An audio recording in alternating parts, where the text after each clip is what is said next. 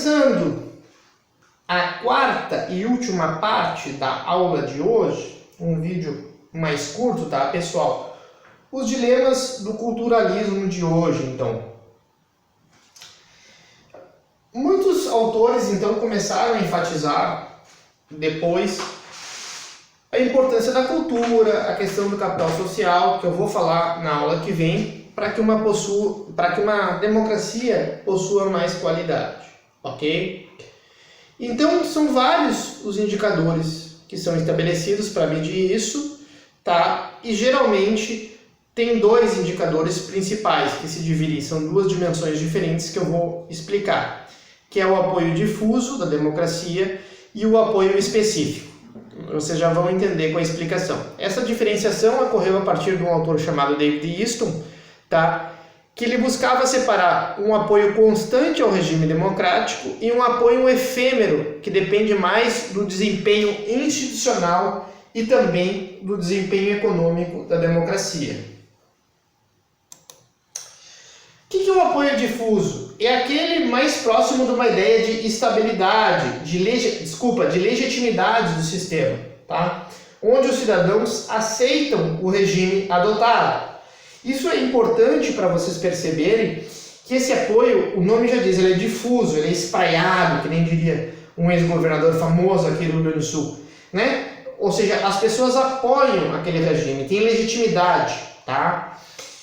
Ou seja, como é que tu faz isso? Como é que tu pergunta para as pessoas para saber se as pessoas apoiam num país, professor, ou numa região, uma democracia? Tu pergunta o seguinte: a democracia pode ter problemas, mas é melhor do que qualquer outra forma de governo. Você concorda totalmente? Concorda em parte? Discorda totalmente. Ou seja, quem concorda com essa frase, que a democracia pode ter problemas, mas é a melhor forma de governo, é um democrata. Ou seja, é uma pessoa que acredita na democracia. A outra pergunta é: a democracia é sempre a melhor que qualquer outra forma de governo, né? Que é a frase chamada famosa frase do Churchill, né? A democracia é o pior dos sistemas políticos, vírgula, excetuando-se todos o restante. Ou seja, a democracia tem problemas, vários, mas ela ainda assim talvez seja a resposta melhor ao desenvolvimento humano, né? De uma maneira mais tranquila, sem guerras, sem revoltas, sem mortes, sem revoluções, etc, etc, etc. Tá? Sem violência, basicamente, né? Quer dizer, que nem, não sei se é o Dalcio fala isso. O que as pessoas devem fazer quando elas discordam de um determinado grupo? Se matar? Vamos pegar cada um, né, um revólver e se matar para ver quem vence? Bom, em regimes autoritários é basicamente isso. Quem tem a força militar coercitiva num regime autoritário é quem vence essa disputa e vai ser da maneira como eu quero. A ausência de democracia. Num sistema democrático, não. A gente tem regras, tem definições específicas a respeito de quando a gente, digamos, diverge, como é que a gente faz, né? Como é que a gente faz, enfim, a resolutividade daquela questão da divergência. Tá? Como, por exemplo, foi o caso da pandemia, que o STF disse, por exemplo, cada município, cada estado tem uma autonomia diferenciada. Ok? Apoio específico. Esse tipo de apoio ele não está relacionado tanto com a natureza do regime, mas o desempenho dele. Aí olhem a diferença.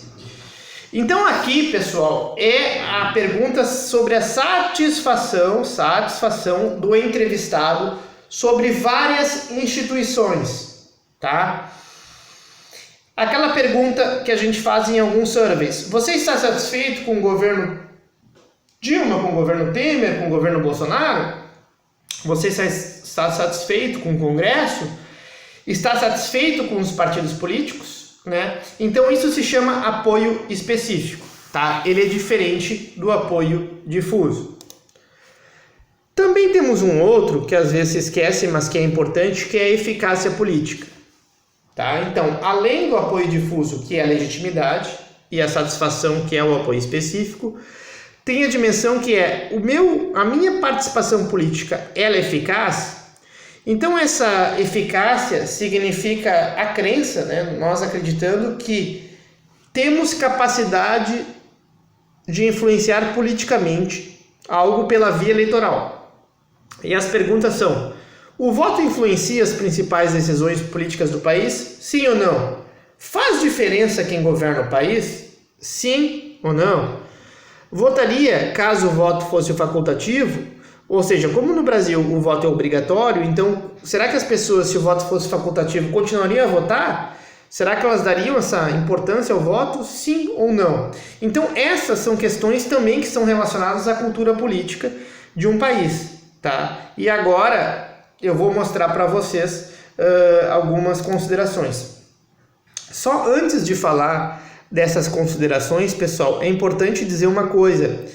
Talvez o mais importante, justamente no apoio a uma democracia, é o grau de apoio difuso, como esse aqui que eu estou perguntando. Porque às vezes a gente pode estar insatisfeito com a democracia. Claro que estamos. Eu mesmo.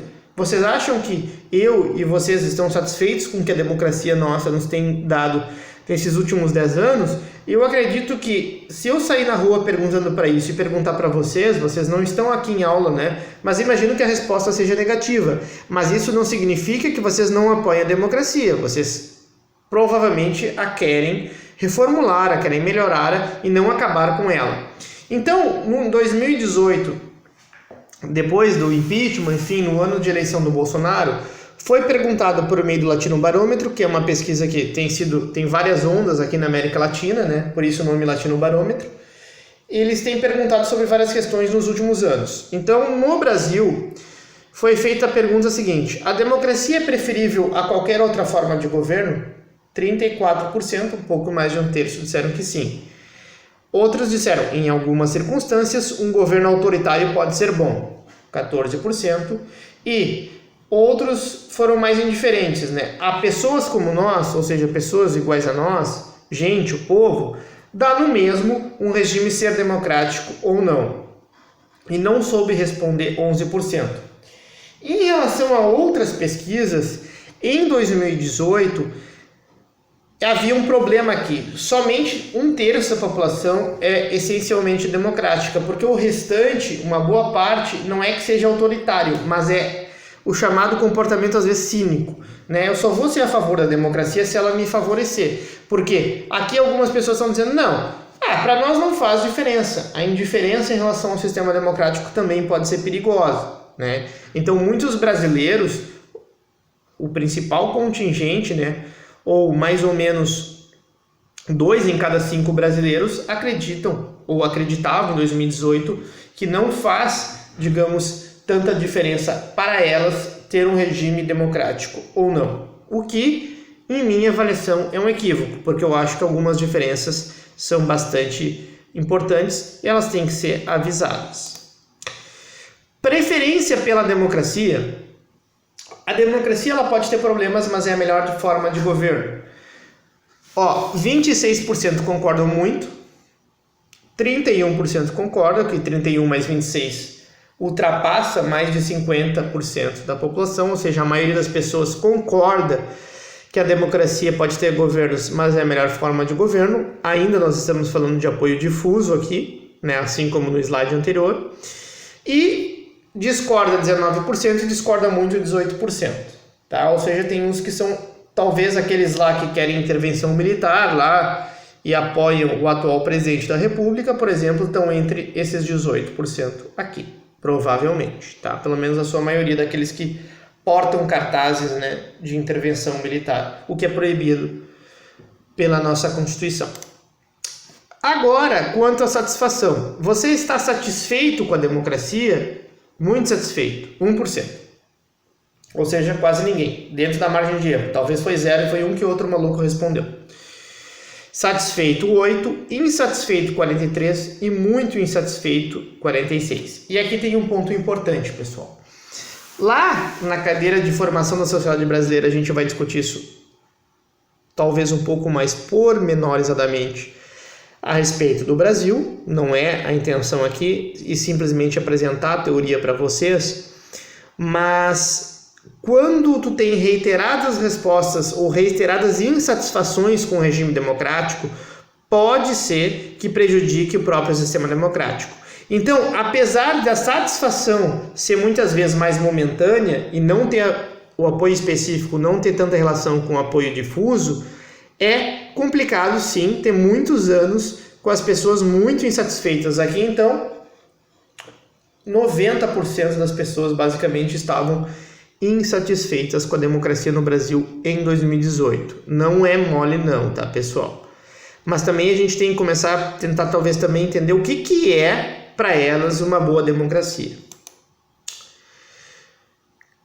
A confiança, então, nas instituições também é outra pergunta clássica, né? E vejam bem, a igreja era a instituição que as pessoas mais confiam.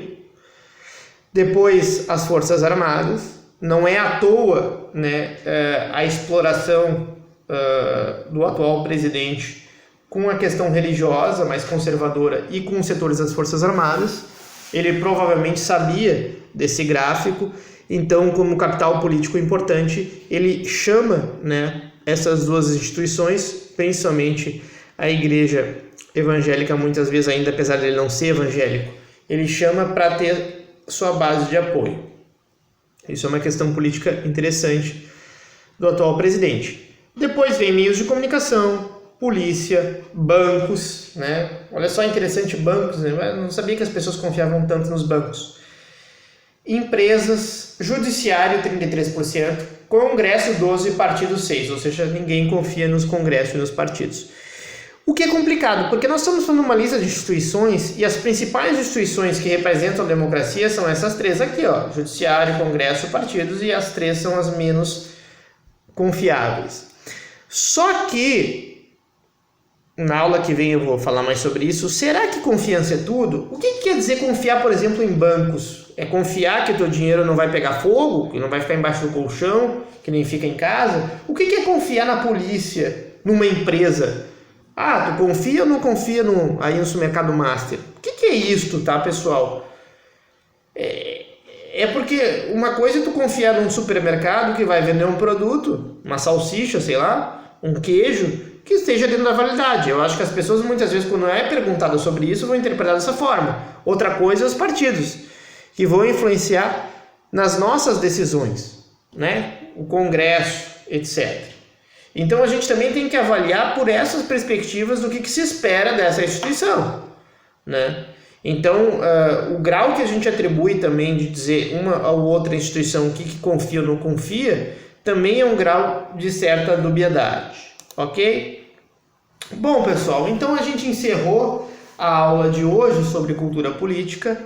Vocês estão esperando alguma atividade? Pois é, pessoal, pensando na aula de hoje, eu não vou dar nenhuma atividade, para dar uma atividade um pouco maior na aula que vem, então vocês podem ter mais tranquilidade. Só que estudam e leiam os textos, tá, pessoal? Por quê? Porque provavelmente nós estamos chegando no final do semestre aí, então vocês têm que dar uma boa revisada nas aulas. Se vocês estão lendo os textos, hoje o texto era da Karina e do Leandro Piquet, tá lá sobre cultura política, tá no Moodle para vocês. Então, pessoal, leiam, tá? É isso que o professor pede para vocês.